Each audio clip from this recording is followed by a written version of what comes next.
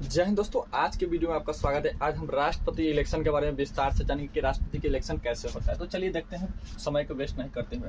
तो सबसे पहले हम जानेंगे कि राष्ट्रपति का वर्णन अनुच्छेद 52 में है। ठीक है, राष्ट्रपति पद का वर्णन अनुच्छेद 52 में है और कार्यपालिका का प्रधान अनुच्छेद 53 के अनुसार राष्ट्रपति होते हैं। ठीक है, अनुच्छेद 54 में राष्ट्रपति का निर्वाचन और अनुच्छेद 55 में कोटा, मतलब न्यूनतम कोटा। इलेक्शन के बारे में कोटा का मतलब होता है कि 50% से अधिक, इस कोटा का मतलब 50% से अधिक वोट पड़ने चाहिए, मत पड़ने चाहिए। इसमें न्यूनतम कोटा बराबर होता है कुल मत बटा 2+1। ठीक है, इस पर हम जानेंगे। इससे पहले चलते हैं राष्ट्रपति के। तो राष्ट्रपति, आपको अगर राष्ट्रपति का चुनाव लड़ना है किसी को, तो आप आम जनता डायरेक्ट नहीं लड़ सकता है। सबसे पहले जानेंगे कि राष्ट्रपति का चुनाव और अप्रत्यक्ष होता है। ठीक है, जैसे कि इसमें मुखिया, सरपंच या पंचायत लेवल पर जो भी चुनाव होता है, या विधानसभा का होता है या विधान परिषद का होता है। विधानसभा का चुनाव होता है तो उसमें, या लोकसभा का चुनाव होता है तो उसमें डायरेक्ट जनता भाग लेती है। जनता डायरेक्ट एक मत अपने जनता को देने का अधिकार है और एक मत वो अपना आप जाकर देती है, खुद से जाकर देती है। लेकिन राष्ट्रपति में जनता जाकर वोट नहीं करती है। ऐसा क्यों? तो चलिए देखते हैं। तो सबसे पहले राष्ट्रपति का चुनाव अप्रत्यक्ष चुनाव होता है। ठीक है, इसमें डायरेक्ट जनता भाग नहीं ले सकती है। ठीक है, और राष्ट्रपति के चुनाव लड़ने के लिए 50 प्रस्तावक और 50 अनुमोदक होना चाहिए। तो प्रस्तावक क्या होता है और अनुमोदक क्या होता है? तो देखिए, प्रस्तावक, अगर कोई व्यक्ति राष्ट्रपति का चुनाव लड़ना चाहता है तो बड़ा नेता होना चाहिए। उसके लोकसभा और राज्यसभा में लिखित निर्वाचक मंडल का देना होगा कि ये व्यक्ति का 50 लिखित देना होगा। मतलब अगर मान लेते हैं ए कोई चुनाव लड़ रहा है, राष्ट्रपति का चुनाव लड़ेगा ए, ठीक है, इसका लिखित लोकसभा या राज्यसभा से दिलवाना पड़ेगा। ठीक है, दिलवाना पड़ेगा कि यह राष्ट्रपति का चुनाव लड़ेगा, आप खुद से नहीं दे सकते। ठीक है, ये लोकसभा से जाकर इसके नाम का दिया जाएगा कि ये व्यक्ति चुनाव लड़ेगा राष्ट्रपति का। ठीक, और अनुमोदक मतलब आपका 50 लोकसभा या राज्यसभा में समर्थन भी होना चाहिए कि ये आदमी ठीक है, ये राष्ट्रपति के चुनाव लड़ने लायक है, इसको हम समर्थन करते हैं। अब वोट दे या ना दे ये मायने नहीं रखता, लेकिन आपको समर्थन कर रहा है ये। ठीक है, प्रस्तावक और अनुमोदक समझ में आ गया कि ये लिखित, कहने के मतलब ये लिखित 50 आदमी के हस्ताक्षर के द्वारा दिया जाए कि यह आदमी राष्ट्रपति का चुनाव लड़ेगा। ऐसा नहीं कि आप गांव में से किसी व्यक्ति को दस्तखत करवा लीजिएगा, 50 पुरा लीजिएगा कि हमसे आके करवा लीजिएगा दस्तखत के हम कर देंगे दस्तखत, वहां पर जाइएगा कि हम राष्ट्रपति का चुनाव लड़ेंगे, तो नहीं होगा, ऐसा हो ही नहीं सकता।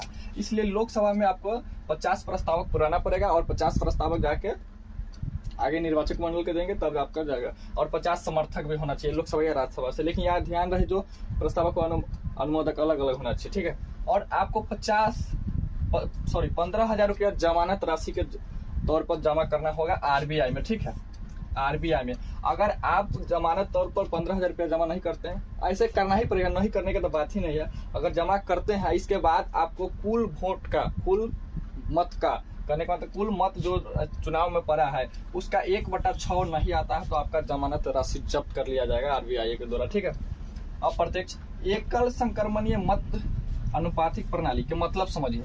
अनुपातिक प्रणाली के मतलब है कि आपको सबको वरीयता क्रम के अनुसार सबको देना है। कहने का मतलब आपको 4 ऑप्शन है, आपको चारों का वोट देना है। आप सबसे बेहतर है, आपको ए सबसे अच्छा है तो आपको ए दीजिए, इसके बाद बी दीजिए, सी दीजिए, उस पर हम चर्चा करेंगे। तो वरीयता क्रम के आधार पर दिया जाता है। एकल संक्रमणीय का मतलब अगर ए बी सी को वोट दिया गया और उसमें अंतिम चरण में जो हार रहा है उसका वॉलेट में, उसको वॉलेट बॉक्स से बाहर कर दिया जाएगा, उस व्यक्ति को हमेशा के लिए बाहर कर दिया जाएगा। लेकिन उसके बाद जो एबीसी करके उसमें दूसरे लोग वोट दिए हैं उसको अन्य 3 आदमी में बांट दिया जाएगा और दूसरा का राउंड का चुनाव होगा, तो सब काउंटिंग होगा। तो उस पर हम चर्चा करते हैं। तो सबसे पहले चलिए, इसमें चुनाव में, राष्ट्रपति के चुनाव में जब आम जनता भाग नहीं लेती है तो भाग कौन कौन लेती है? तो सबसे पहले जानेंगे संसद के 2 भाग होता है, 2 अंग होता है।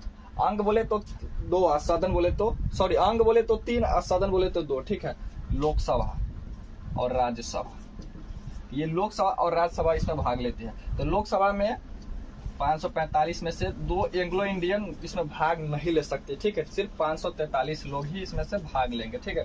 और इसमें 245 होता तो इसमें 233 लोग ही इसमें भाग लेंगे, ठीक है। राज्यसभा में 12 क्यों नहीं भाग लेंगे? क्योंकि मनोनीत लोग को भाग नहीं देना पड़ता है, ठीक है, राष्ट्रपति चुनाव में, क्योंकि राष्ट्रपति के द्वारा ही उसमें मनोनीत किया गया होता है। तो राष्ट्रपति के द्वारा मनोनीत किया गया होता है तो वो हमेशा तो वही व्यक्ति के पक्ष में देंगे ना, इसलिए इसमें नहीं दिया गया होता है। एंग्लो इंडिया के मतलब होता है जो विदेश से आए हुए थे और इसमें भारतीय महिला के साथ शादी ब्याह हुआ, उसको इसमें लोकसभा में रह सकते हैं लेकिन इलेक्शन में भाग नहीं ले सकते हैं। लेकिन हालांकि अब लोकसभा में इनका सीट ही खत्म कर दिया गया है। तो चलिए ठीक है, अब विधायक देंगे वोट।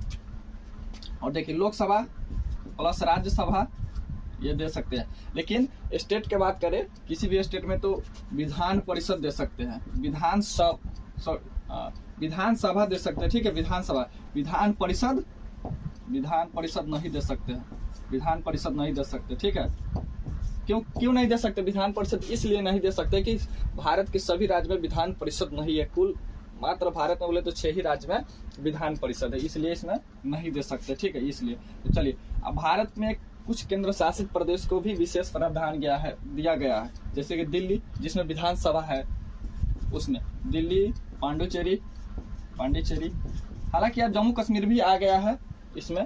तो ये जिस राज्य में जिस केंद्र शासित प्रदेश में विधानसभा है उनको भी राष्ट्रपति इलेक्शन में भाग लेने का प्रावधान दिया गया है, ठीक है। तो चलिए बात जानते हैं। तो आप इसमें विधायक वोट डालेंगे, तो विधायक वोट डालेंगे, ठीक है। तो एक विधायक का वोट मूल्य कितना होगा?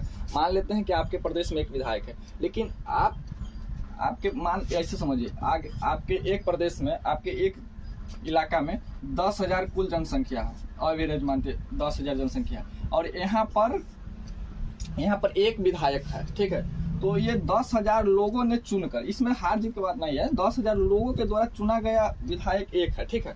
तो आप अगर एक विधायक राष्ट्रपति के इलेक्शन में भाग लेती है तो इसका मतलब इसमें यहाँ 10,000 जनसंख्याओं का प्रतिनिधित्व एक विधायक करती है, ऐसे समझिए। तो चलिए इसमें हम निकालेंगे।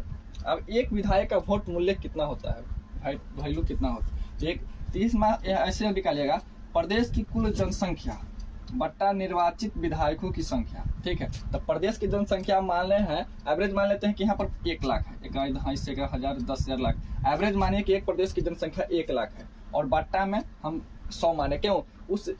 वहाँ पर 100 निर्वाचित विधायक है, ठीक है। 100 निर्वाचित, मनोनीत विधायक नहीं, 100 निर्वाचित विधायक है, ठीक, जैसे कि हम अभी माने हैं। तो 100 निर्वाचित विधायक है, तो इसमें इतना से कट गया तो कितना वोट का वैल्यू आ गया? यहाँ पर आ गया, यहाँ 2 जीरो से इसको 2 जीरो काट दीजिएगा तो एक कितना आएगा?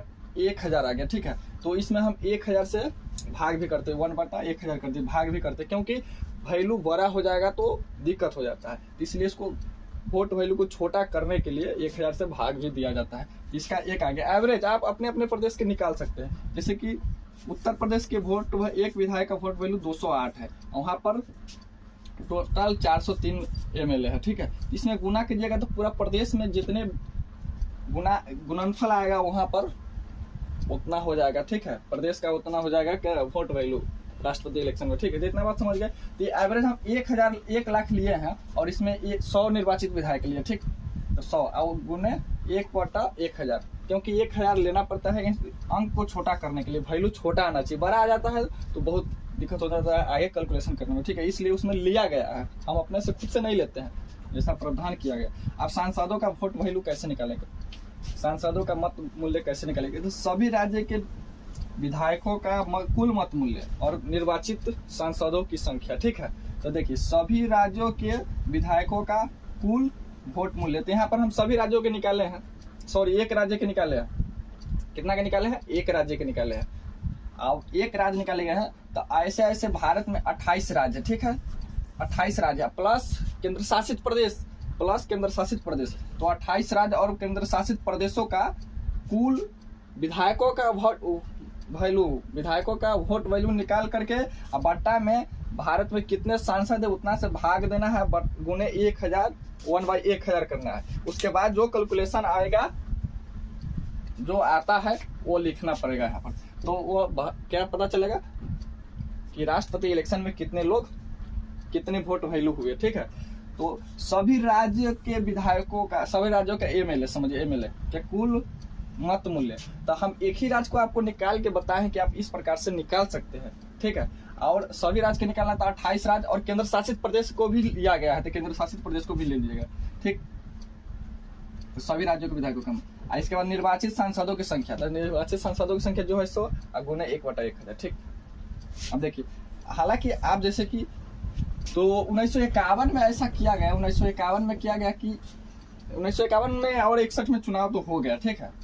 चुनाव होने के बाद इसके बाद 1951 में ही परिवार नियोजन कानून लगाया गया, और तो साउथ में कुछ ऐसे जगह लागू किया, ऐसे लागू तो हालांकि सब जगह किया गया, तो लेकिन साउथ में इस पर कंट्रोल हुआ, वहाँ की जनसंख्या कम है, और बिहार और उत्तर प्रदेश की जनसंख्या हालांकि घटने के नाम नहीं लेती है, हमेशा बढ़ रही है, क्योंकि यहाँ शिक्षा का अभाव।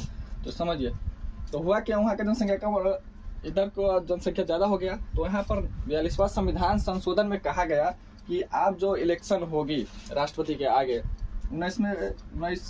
उसमें 1971 की जनसंख्या लिया जाएगा, ठीक है। 1971 की जनसंख्या लिया जाएगा, ठीक। और क्योंकि 1971 की जनसंख्या क्यों लिया जाएगा, क्योंकि भारत में कुछ ऐसे राज्य की जनसंख्या कम है और कुछ राज्यों की जनसंख्या ज़्यादा थी, तो वहाँ के वोट वैल्यू यहाँ का वोट वैल्यू में बहुत ज़्यादा अंतर हो जाता था, इसलिए सबको समान लेते हुए 1971 के लिया गया। और उसके बाद बढ़े या घटे उसका आंकड़ा तो लेना नहीं है, क्योंकि 1971 के बाद कुछ राज्य की जनसंख्या जैसे बिहार और उत्तर प्रदेश की जनसंख्या हमेशा ज़्यादा ही है, और सिक्किम में बहुत ही कम है, वहाँ के साथ ही है एक वोट का वैल्यू, एक विधायक का वोट वैल्यू, तो हर जगह का अलग अलग, इसलिए 1971 हमेशा के लिए लागू किया गया, हमेशा के लिए नहीं किया गया, संशोधन किया गया 2001 में, और 84वें संविधान संशोधन कर दिया गया 2026 तक 1971 की जनसंख्या ही लिया जाएगा, ठीक है। यह निर्णय लिया गया, हालांकि संसद भवन में उतना जगह भी नहीं था, अभी नए संसद भवन बन रहे, उसके बाद 1931 में जो जनगणना होगी उसके आधार पर लिया जाएगा 2026 के बाद, ठीक है। तो चलिए इतना बात तो समझ ली। तो चलिए राष्ट्रपति की प्रक्रिया, राष्ट्रपति का चुनाव ईवीएम मशीन से नहीं होता है, ठीक है, ईवीएम मशीन से नहीं होता है, बैलेट पेपर से होता है। तो सांसदों का जो होता है ना एमपी का बैलेट ग्रीन कलर का होता है, ग्रीन, एमपी का बैलेट पेपर ग्रीन होता है, और एमएलए का होता है येलो कलर का, ठीक। तो चलिए एवरेज हम मानेंगे, यहाँ पर 100 लोग वोट डालेंगे राष्ट्रपति चुनाव में, एवरेज 100 लोग राष्ट्रपति चुनाव में वोट डालेंगे। तो चलिए डालते हैं। तो यहाँ पर मान लेते हैं 4 लोग खड़ा है, ABC D 4 लोग खड़ा है, ठीक है। तो ABC में 4 लोग खड़ा है, ABCD करके एवरेज मानते हैं, आप समझ लीजिए। और इसमें 4 लोग खड़े हैं, तो सबसे पहले इसमें कुछ लोग C को अपना वोट डाले हैं, ठीक है, इसमें वोट डाले हैं। लेकिन इसमें क्या होता है कि इसमें सभी को वोट देना है, ठीक है, आप किसी एक व्यक्ति को वोट नहीं दे सकते हैं, तो वो रद्द माना जाएगा, आपको सभी को वोट डालना पड़ता है इसमें। तो सबसे पहले आपको सबसे अच्छा व्यक्ति C लगा है, ठीक है, तो सबसे अच्छा व्यक्ति C लगा, इसलिए आपको 1 नंबर इनको दिया गया, ठीक है। और उससे थोड़ा आपका इच्छा, कहने का मतलब जो व्यक्ति से वोट डाले हैं उसका इच्छा है कि सबसे पहले A नंबर वाला व्यक्ति राष्ट्रपति बने। इसके बाद अगर ये नहीं बनते हैं तो 2 नंबर वाला बने, अगर ये भी नहीं बनते हैं तो ये 3 नंबर वाला D बने, और ये ही नहीं बन पाते हैं तो 4 नंबर वाला A बने, ठीक। ऐसे करके वोट डाला जाता है, और एवरेज 100 आदमी इसमें वोट डाले हैं, ठीक है। तो चलिए हम यहाँ पर समझते हैं। तो ए में जो वोट डाला गया है, ए में 40 लोग वोट डाले हैं, 100 में से 40 लोग ए को चुने हैं, ठीक। और बी में 100 में से 20 लोग को चुना गया है, सी में 30 लोग, सी को 30 लोग चुने हैं, और डी को 10 ही लोग चुने हैं, ठीक है। डी को 10 ही लोग चुने हैं, तो ये तो पहले ही बाहर हो गए, ठीक है, ये व्यक्ति पहले ही बाहर हो गए। और ये जो बाहर होते हैं, तो सी में जो व्यक्ति भाग इसमें 1 नंबर दिया है, तो कुछ ऐसे व्यक्ति होंगे जो इसको बी भी दिए होंगे, 2 नंबर भी दिए होंगे, बी 2 नंबर भी दिए होंगे, कुछ लोग 3 नंबर भी दिए होंगे, 100 में से दिया है ना, 4 नंबर भी दिए होंगे। तो कुछ ऐसे व्यक्ति हैं जो इनका तो जो 1 नंबर था ये खत्म हो गया, ठीक है, डी का 1 नंबर, सॉरी डी में ये 3 नंबर ये खत्म हो गया, ठीक है। और ये खत्म होने के बाद बाकी जो इनको वोट पड़ा है 2 नंबर, ये सी में 3 नंबर जो है ना, 3 नंबर, डी में 3 नंबर है ना, तो 3 नंबर तो इनका जो है तो खत्म हो गया, ठीक है। बाकी जो पड़ा है वो इनके जो बैलेट बॉक्स में है वे 3 में बांट दिया जाएगा, इन तीनों में बांट दिया जाएगा। इनका तो खत्म हो गया, इनको हमेशा के लिए बाहर कर दिया गया। प्रथम राउंड में गिनती चालू है, तो प्रथम राउंड में इनको बाहर करने के बाद और इन तीनों में बांट दिया गया। इन तीनों में बांटने के बाद फिर से दूसरा राउंड की गिनती होगी। लेकिन भारत में ऐसा कभी नहीं हुआ। एक बार हुआ था बीबी गिरी के समय में दूसरा राउंड में गिनती, तब बीबी गिरी जाकर राष्ट्रपति बने थे। तो दूसरा राउंड में गिनती के बाद आपको पता चलेगा, देखिए दूसरा राउंड में गिनती के बाद, इसके बाद जब गिनती हुआ तो इसमें 4 को बढ़ गया। इधर जो डी वाला में से हटाया ना, तो 4 ए को मिला है, ठीक है। 4 को ऐसे वोट है जो ए को मिला है, ठीक है। 4 नंबर ए को मिला है, और इसके बाद 2 नंबर बी को मिला है, ठीक है। 4 नंबर सी को मिला है, कुछ ऐसे है जो इसमें सी को भी मिला है। तो ये भी हो गया और ये भी हो गया और ये भी हो गया। तो आप इस आधार पर काउंटिंग चलता रहेगा जब तक जीत नहीं होती है, ठीक है। तो आप ऐसे लिख सकते हैं, सेकेंड चक्र की मतगणना न्यूनतम से बाहर होने के बाद उसमें से दूसरे बॉक्स में मिला दिए जाते हैं। तो उम्मीद करता हूँ कि आपको समझ में आया होगा। मिलेंगे अगले वीडियो में, तब तक जय हिंद।